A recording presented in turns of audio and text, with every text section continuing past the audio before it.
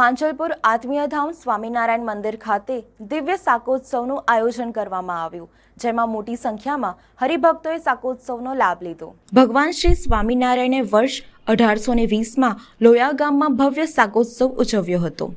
1200 kilogram રીંગણમાં 360 kilogram દેશી ઘી નાખીને પ્રભુએ જાતે રસોઈ બનાવી હતી।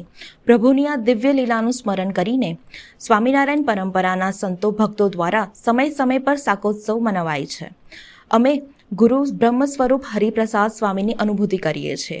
આત્મીયતાનું અભિવ્યક્તિ સ્વરૂપ આ દિવ્ય શાકોત્સવના પ્રસંગ પર સત્સંગ અને મહાપ્રસાદ માટે ભક્તો મોટી સંખ્યામાં ઉપસ્થિત રહ્યા હતા। જ્યારે આ કાર્યક્રમમાં મુખ્ય મહેમાન તરીકે પરમ પૂજ્ય પ્રેમ સ્વરૂપદાસ નંદ સ્વામી ઉપસ્થિત રહ્યા હતા અને આ કાર્યક્રમમાં વડોદરા શહેરના માંજલપુર વિધાનસભાના ધારાસભ્ય યોગેશ પટેલ તથા ધારાસભ્ય કેયુર રોકડિયા, ડેપ્યુટી મેયર ચિરાગ બારોટ, વિસ્તારના પૂર્વ વિપક્ષ નેતા ચિરાગ ઝવેરી તથા હજારોની સંખ્યામાં ભક્તો ઉપસ્થિત રહ્યા હતા।